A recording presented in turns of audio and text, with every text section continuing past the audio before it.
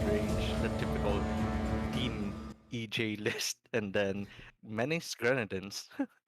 Absolutely. This will be an interesting one. So let's tell our players that they are good to go. Get into the action here. Okay, so what do you think of this starting hand here for Stormguard? I think it's a bit fragile, but we see the new card. What's it's called? Caravan Expert? Or what's that card again? Logistics expert. The Yep, logistics Logistics expert. Expert. Yeah, I was talking about it on Jedi's podcast that it's a really good card. It's like Initiate of the Sands, like the 1 power 1/1 that gives you extra power. But the caveat is this gets better the longer the game goes because with its Amplify 4, it gets bigger. For every Amplify 4, it gets +4/+4 permanently, which is really good as a mana sink.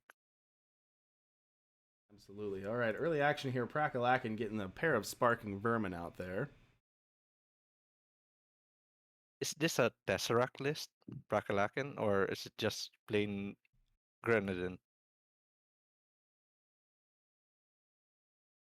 It is a Tesseract list, yes. Ooh, nice. Always bringing something fun here. Yeah, I mean, the point of the tournament is to have fun and show new cards, right? Like Absolutely. most players who are net decking would like to see how people adjust to the new metas or like adjust to the new cards. So at least by having this TNE series, they can have like a base point on what cards works in what kind of decks. Absolutely. All right, Desert Alchemist here for Stormguard. Pretty good card. Gets you 2/1 Deadly Ambush, so you can take something out pretty good in combat, can kind of take anything down, and allows you to plunder pretty much everything you want out of a 2-drop. Probably a little bit less effective against Prackalakin, where you're basically just going to go wide with little cheap guys that you don't mind throwing away, but still a nice play there for Stormguard. Yeah, I mean it fixes your power and like yeah, but against like one powered guys and especially the Grenadine that has Entombed Snipe, it's not really that favorable for Yeah, Stormguard. exactly. Exactly. But really, what the Xenon deck wants to do, the reason it fits so well into the Xenon deck is just they just want to be able to get some plays in the early game to really build up to their mid game and the more expensive cards because Xenon's expensive part of their deck and can overpower a lot of other things. All Yeah, right, Storm. Go ahead. Xenon's more of like a value mid-range deck. Yeah. So the longer he stays, the longer his cards will be impactful to the board. Exactly. Stormguard says the internet died for a moment, so that's why they were pausing. All right, Oh, realign the stars here for Prackalakin. They're going to go and grab Align the Tesseract here. So Align the Tesseract, it's 12 costs. It says play a 12/12 Tesseract Prime, amplify, sacrifice a Grenadine to pay it for less. So because Prackalakin had 3 Grenadine out, they're actually able to play that Tesseract for only 3 power, which of course they have. So big Tesseract Prime here, 12/12 decay. Your spells have decay. When one of your spells deals damage, draw 2 cards. And Stormguard's just going to pack it in. Do they just not have an answer for that 12/12? they have an answer in the market with Expressway, but at that time Stormguard wasn't even having enough power to cast its vanguards, and Prackalakan already getting card advantage with the Grenadine that had Snipe Yeah. because the interaction is if you have aligned the Tesseract and sacrifice those Grenadines, when when the Tesseract comes into play, it sees that it can shoot 2 snipes and draw 4. Oh, nice. That is a really nice interaction there. Yeah, it's so much value. So, would you call this a combo deck, or is it more of just very more of a synergy deck where everything kind of plays together? Are you comboing off and you hit Align the Tesseract and you win the game, or is it more of just those cards play together and put you in a really good position? I mean, it's a fragile combo because it loses a lot to like cards like Permafrost Mm-hmm. or any good ways for it to remove. But if the opponent doesn't have any good removal, especially with open deck list, you can know what the opponent has. It's a really good card. It's more like synergy. It can be like a mix of the two synergistic combo. Mm-hmm. Yeah, I like that. All right, game 2. Prackalakin up a game. Stormguard is looking at a hand of 4 power, an exploit, that new one, logistics expert, and a twinned spiteling. I think the sand is okay for the match. Mm-hmm. He can resolve like a turn 3 or turn 4 Spitling, which can be around 5 with a 5/5 time elemental. Mm-hmm. All right, here comes the exploit. It's going to go ahead and take the realign the stars. Going to say you're not going and getting your align the Tesseract and have to draw it naturally. Prackalakin going to come in, just do a little bit of chip damage with their Grenadin. And Stormguard did turn in one of those extra powers for a treasure trove here. But Yeah. Condemn going to take Oh, care of that expert. yeah, that's gonna be slowing down Stormguard for a bit. And lets Prackalakin get one of his one-costed market cards, which can be effective against this match. I guess he's gonna be taking Edict of Makar or maybe Swift Refusal. Mm-hmm. I believe Edict of Makar, yep. All Oh, right, so here comes these two Sparking Vermin. Those are the ones we saw last time with the Entomb play a snipe. Here comes this Twin Spiteling. Interesting that this you've got the 1 health units here against all these snipes, but so Twin Spiteling going to come down and make a 6/6. That doesn't worry about snipes at all. That's the biggest unit by far on this board. yeah, that's like a big big security guard just trying to block the little grenadiers from attacking Stormguard. But we see Edic of Makard play, and we only see a pitiful Spitling on board, which can't stop the value of Brack. Right, and there you go. Pratt going to be able to take out that Edict plus the snipe, going to clear the board. And here comes a Oh, Downdark nice. Scrounger. Sacrifice a unit Yeah, to draw a when spell that deals damage, and look at that. So gonna sacrifice unit in, get that condemn back. yeah, I guess. Do we have? Do we know what Brack has in hand? Yep. So Prac has a Razor Blades and that condemn that they just brought back. Oh, I guess you can get Permafrost for the unit. Well, but Steward of the Past is a nice draw for Stormguard. That's gonna be a tough unit for Prackalakin to get through. Here comes a Scrap Tank off the top. I think they're pretty far away from casting that, but yeah, there you go. Yeah, You that's called too it. Here far. comes that Permafrost. That'll take care of the 4/5, but this 3/5 Steward's gonna do some work this next turn. Yeah. Wow. And an Agent as well can actually play both. Yeah, I think a Descendant Agent can go to the 2/2, and then we can have the 3/5 just being being a defensive mutant for Stormguard. Fun fact, he was actually asking me to playtest his deck to see what was the ins and outs, and it was very difficult for him to for me to like suggest to Word of the Past. It's like, oh no. I remember in the But olden it's days, it's this card used to be a powerhouse. I haven't really seen it much recently. yeah, he was not really playable when he got nerfed. Yeah. All right, so Prackalakin down to just Razor Blades in hand, Stormguard down to just a Time Sigil in hand. So both players in top deck mode here, but Stormguard looks like they've got a little bit of advantage.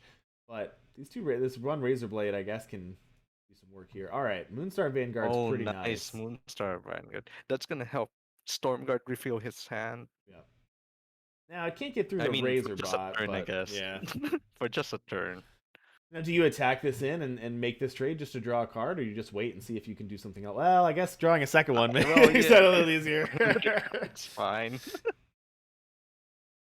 Oh, nice. You can Oh, even and a send an send an agent. agent too. Yeah, maybe you do that here. Just send an agent. Yeah, What a this is draw! more. Yeah, what a draw. Well, he really he Stormguard just his self reflection of his of how he plays he considers himself as a luck sack, which I totally agree. Wow, Absolutely. Well, and now yeah. he's attacking and drawing 2 cards per attack. Oh yeah, just completely took Yeah, over this game here. Look at that. yeah, with curtain call he locked up the game. I think we're gonna see game 3 now. Yeah, even in a line, the Tesseract's not going to stop what Stormguard's doing here. So that was pretty nice. We Mhm. both players were in top deck mode a turn ago, and then all of a sudden Stormguard gets double Moonstar Vanguard removal protection. Uh, but Yeah, that's an advantage though of the Xenon deck, is as we mentioned, they do have the stronger top end, right? So if they can get into a top deck yeah, mode where both players are empty handed, their draws are going to be stronger and more impactful than Prackalakin's. yeah. And like most games, we can use life as a resource, which is really important to the Xenon matchup because he can survive even like at 1 or 2, Mm-hmm. and he'll just steamroll you with the value. Yeah. Yep. So that's definitely That's the advantages of the Xenon deck. Of course, the disadvantages being sometimes it can be pretty slow out of the gates, and so if you can get a quick start or you can get your combo online, Xenon might not be able to do anything about it. That's why those 2 drops are so important. You know, even though they don't seem like the perfect cards, just a little bit to smooth out the draws or smooth out the power or disrupt the enemy just a little bit are going to be really important. yes, I totally agree. All right, so those games are tied one apiece for them to get into here. Let's see if we have any results from around the other room. John K. Kez took it 2-0 over TCG Cthulhu. Apple Chips is up 1 game on Ash Acer. Frafa is up 1 game on Bottled Gin, and we actually had 11 players today. So Cal Shadowstep taking the bye in round 1. But Prackalakin and Stormguard are ready for game 3. So tied 1 game apiece. See who can take this one. Hmm. Wow, he actually kept the hand. Yeah, that's a Okay. bold keep. I guess Trailmaker can get you your shadow. But I mean, with the hand he kept, it was like he's just trying to top deck. Yeah. I hope his moniker as the Luxac can really help Pays Stormguard right off here. now. Uh, All I'm right. sorry for teasing you, Stormguard. I love you, buddy. Prackalakin going to take a mulligan here, but they're going to keep their next 7. So they've got Flash Fry, Sparking Vermin, Razor Blades, Realign the Stars, and 2 copies of Align the Tesseract in hand. No fire influence for Prackalakin though. That is So true. his mm, Yeah, that Flash Fry is not going to do anything, and thankfully they don't really have any other fire in hand, but that could get awkward for sure. Well, here comes oh a nice promo Seek Power for Prack. yeah, nice draw for Prack. As I mentioned, this Trailmaker has the ability summon, gain an influence of your choice. So even though Stormguard is stuck on all time, this Trailmaker was able to get them the 1 shadow they needed for the send an agents in hand. Of course, don't really want to Yeah. send an agent Sparking Vermin and get one of your one of your early drops Oh, sniped. yeah. All right, Seek Power, as you mentioned, going to go and get that Fire Sigil for Prackalakin, and they also drew a Vicious Overgrowth.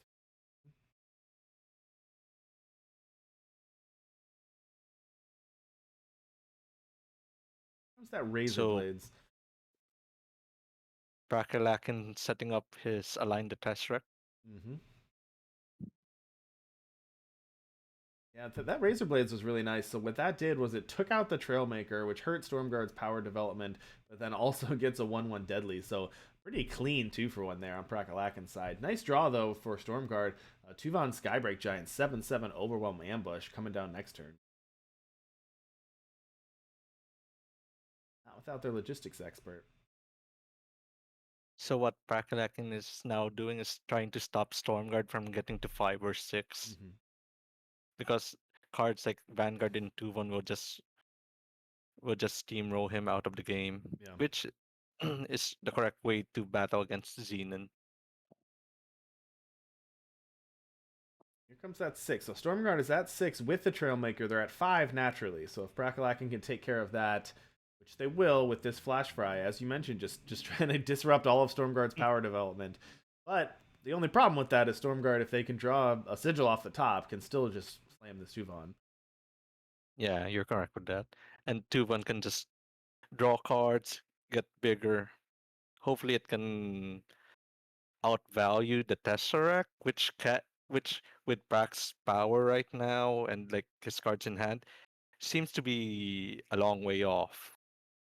All right, realign the stars. That's going to grab another Razor Blades for Prackalakin. Prack's actually a little short on power, too.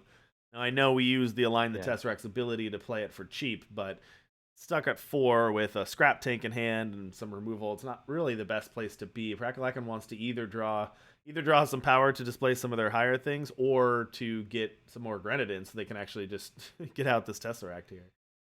Yeah.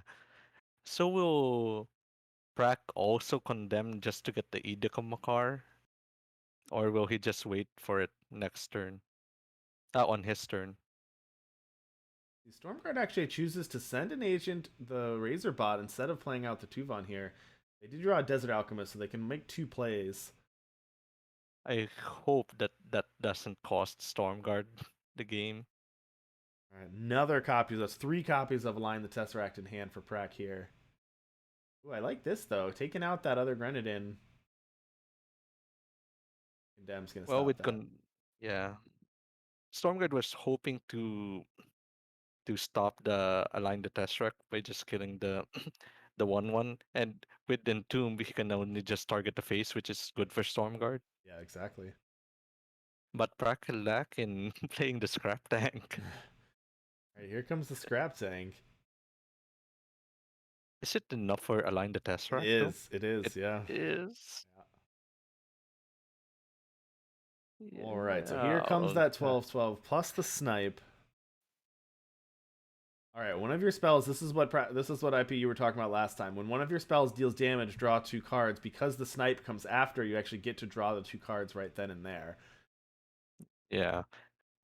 It just doesn't get the decay from the Tesseract, but drawing 2 cards is really great. Absolutely. In this case, it's probably much better to draw 2 cards than get the decay.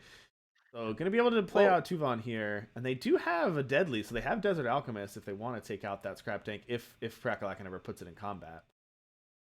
can Scrounger get Edict of Makar? No, right? No, I just used Edict of Makar. Can Scrounger get it? See. Well, let's see here. Oh, he can get condemned. Oh, okay. Snipe then. I was thinking he can get condemned, get the permafrost, Ooh. stun 2 Vaughn, then attack with the 12, but I guess having snipe is Oh okay. no, yeah. Never mind. I think Yeah, the yeah, yeah, snipe yeah. came from the Oh, vermin that he sacrificed, and then went and from got the condemned, vermin. like you mentioned. And yeah, you're right. Yeah, This will be able to condemn, draw get 2 cards. permafrost. Draw Oof. 2 cards, get permafrost, stun 2 Vaughn, then attack for 12. Oh boy, that's a turn.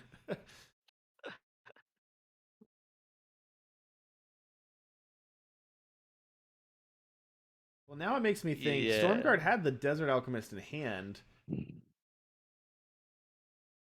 I mean, I think it also mattered with Stormguard just send an agenting the deadly Grenadin instead of getting 2-1 out earlier. Yeah. The turns could have been played a lot a lot different than what we see right now. So he's still drawing 2 cards. Oh, that's game? Is that game? Yeah, I think it is. Oh wait. Hmm. Okay then. Well, either way, I think that does it. So Prackalakin going to take that one. Impressive. It seemed like once the Scrap Tank was out there, it was really difficult for Stormguard to do